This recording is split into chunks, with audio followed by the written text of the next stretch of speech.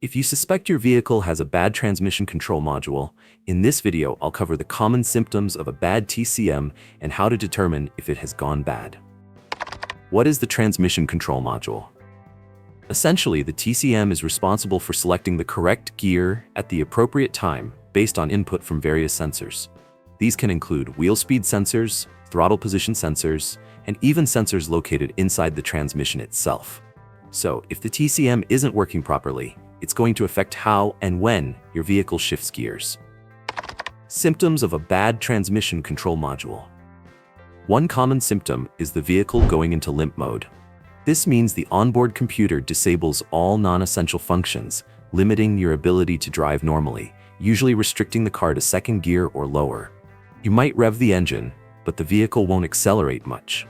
Limp mode is essentially a protective feature that lets you safely pull over to the side of the road.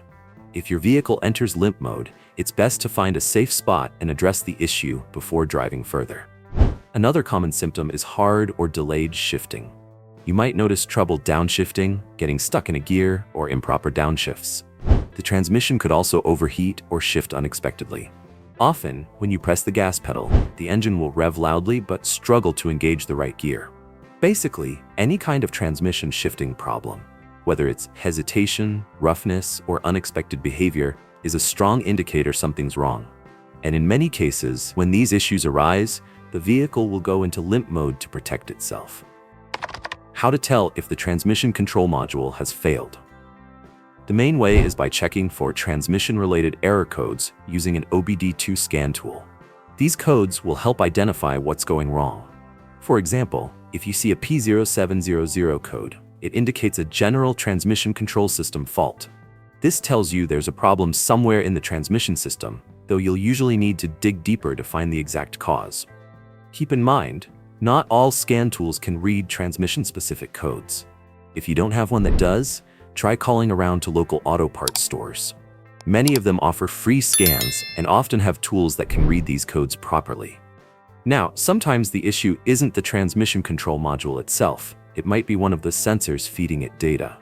For instance, a C003A code means there's a problem with the right wheel speed sensor. Each wheel has its own sensor, and if one goes bad, it can confuse the TCM and cause shifting problems. In cases like that, simply replacing the faulty sensor may fix the issue.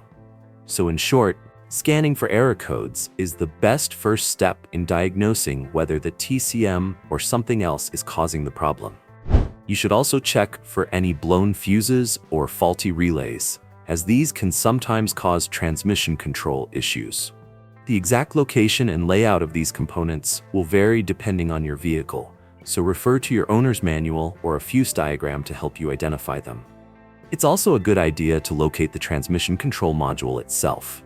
Its location can vary widely, from the engine bay to under the dashboard or even inside the transmission on some vehicles.